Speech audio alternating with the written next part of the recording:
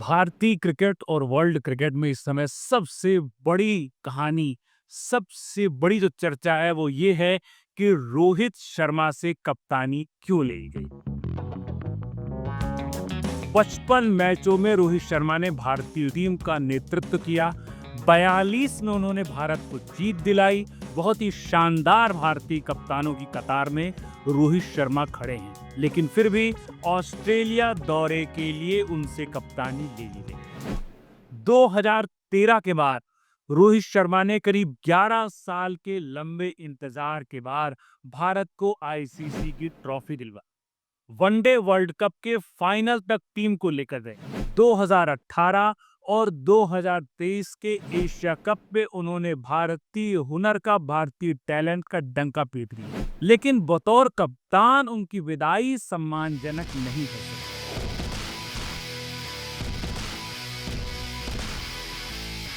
नमस्कार, beyond boundaries के इस लेटेस्ट एपिसोड में आपका स्वागत है। आपसे निवेदन है कि सबसे पहले हमारे चैनल को सब्सक्राइब कर लीजिए ताकि क्रिकेट से जुड़ी और खेल से जुड़ी तमाम इस तरह के विश्लेषण आप तक पहुंचते रहें। और हमारा भी उद्देश्य ये है कि बढ़िया से बढ़िया विश्लेषण आप तक पहुंचे और पूरा 360 डिग्री उसका आकलन। तो शुरू करते हैं आज का विश्लेषण कि रोहित शर्मा से क्यों कप्तानी ले ली गई। क्या रोहित शर्मा का क्रिकेटिंग करियर संदिग्ध हो गया है? तो सबसे बड़ा कारण क्या है? तो सबसे बड़ा कारण ये है कि 2027 में वनडे का वर्ल्ड कप होने वाला है और 2027 से पहले टीम मैनेजमेंट अजीत अगरकर साफ कर चुके हैं कि वो चाहते हैं कि शुभमन गिल को कप्तानी की आदत हो जाए और ये 2 साल बहुत अहम है ताकि उनको वनडे वर्ल्ड कप की तैयारी करने का बतौर कप्तान मौका मिल जाए, टीम को लीड करने की आदत पड़ जाए। ये सबसे बड़ा कारण है। रोहित के बाद टेस्ट मैचों में शुभमन गिल ने बहुत शानदार तरीके से इस जिम्मेदारी को निभाया। इंग्लैंड के दौरे पर उन्होंने सीरीज को 2-2 से बराबर की। फिर वेस्टइंडीज का जो हालिया दौरा हुआ उसमें उन्होंने 2-0 से शानदार तरीके से जीत दर्ज की। अब टीम मैनेजमेंट ये चाहता है कि वनडे में भी शुभमन गिल इसी तरह इसी जिम्मेदारी को बखूबी निभाएं और टीम को आगे लेकर जाएं।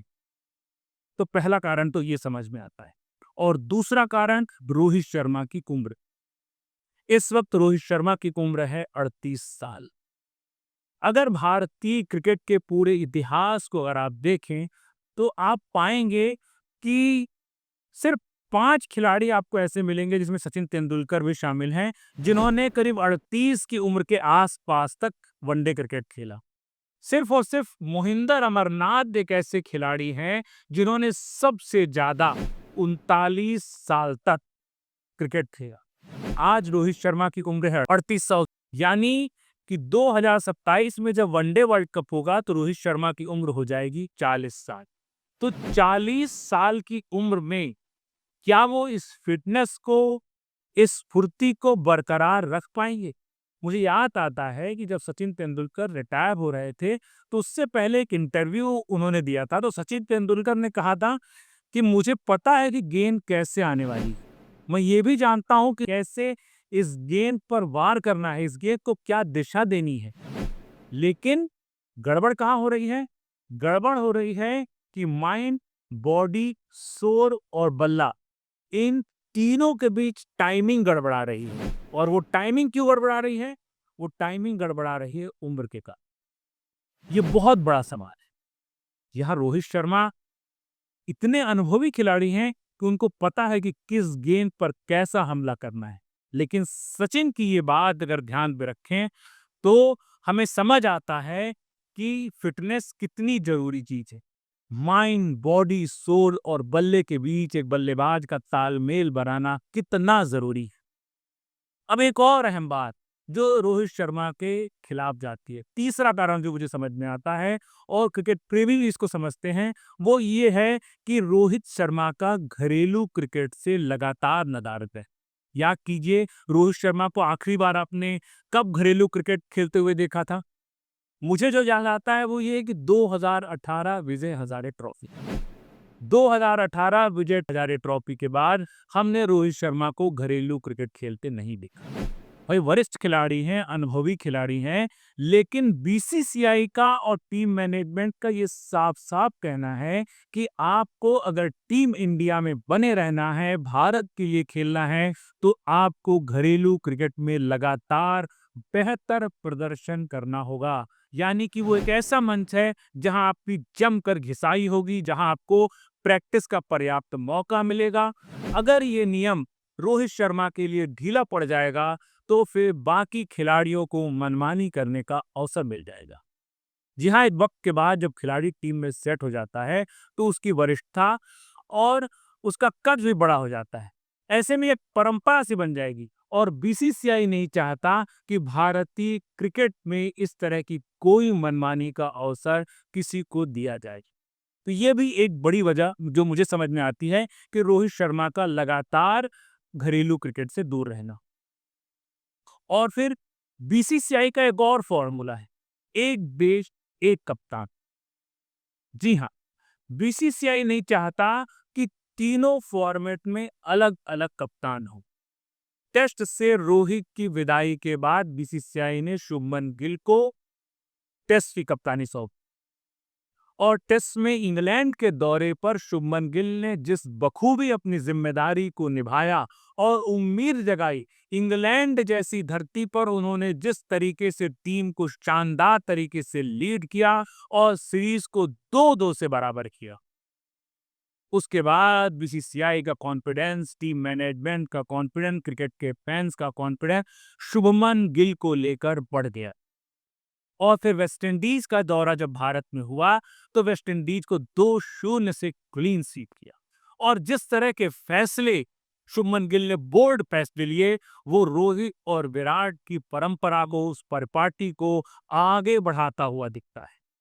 तो इससे लगता है कि शुभमन गिल के नेतृत्व में बीसीसीआई तीनों फॉर्मेट की कप्तानी उनको सौंपना चाहता है।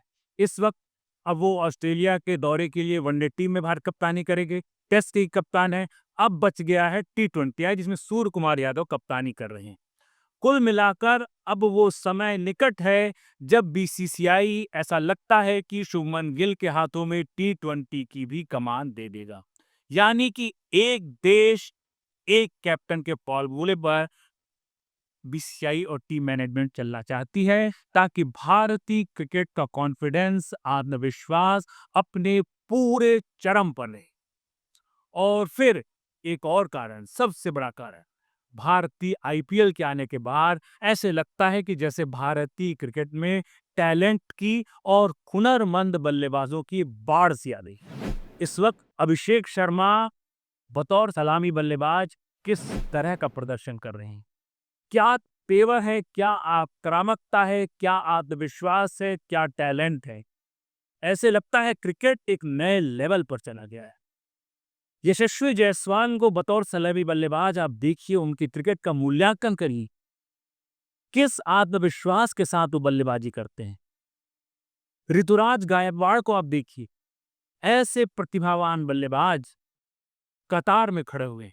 हालांकि वक्त की नजाकत को देखते हुए रोहित शर्मा ने अपने बल्लेबाजी के पैटर्न में हाल के पिछले वर्षों में बहुत परिवर्तन किया और बहुत आक्रामक जिम्मेदारी निभाई। उनकी कोशिश ये रही कि शुरुआत में वनडे में 10 ओवरों में भारत को एक तगड़ी शुरुआत दे दी गई। इसी कारण उनका स्ट्राइक रेट 100 के आसपास है, लेकिन शतक उनके बल्ले से 3 ही निकले।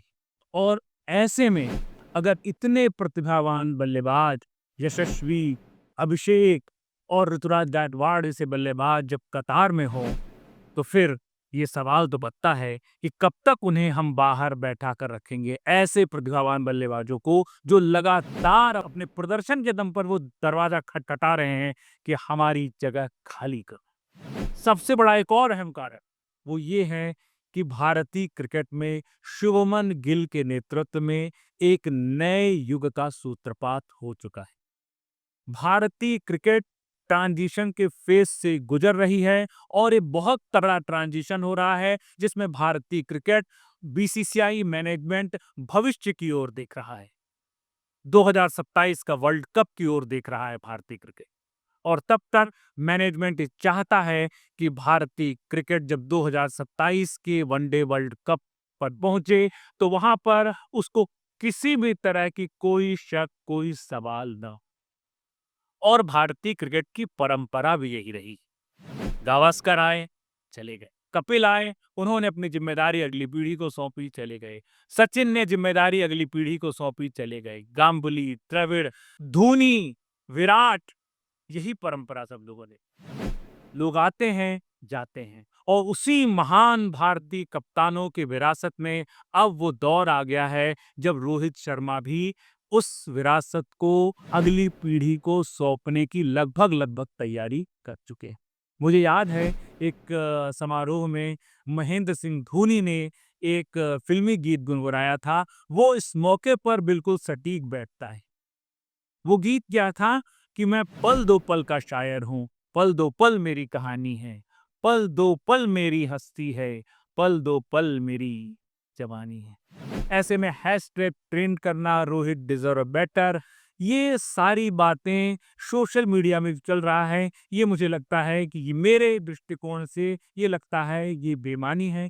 ये परंपरा है जो कुछ साल चलती है, फिर नई पीढ़ी आती है, वो जिम्मेदारी को संभालती है और ये अनवरत प्रक्रिया है। भारतीय क्रिकेट की बेहतरी के लिए यही सही समय है कि जब शुभमन गिल को कप्तानी देकर भारतीय क्रिकेट को युवा और जिनके अ, हाथों में भारतीय क्रिकेट की कमान सौंप दी जाए, ये एक बहुत सही समय है।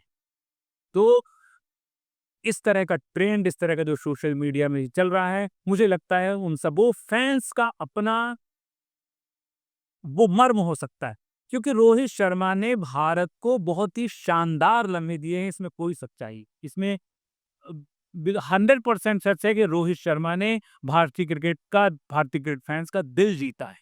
उन्होंने हमें आईसीसी ट्रॉफी दिलवाई, उन्होंने वर्ल्ड कप जितवाया, उन्होंने एशिया कप दिलाया।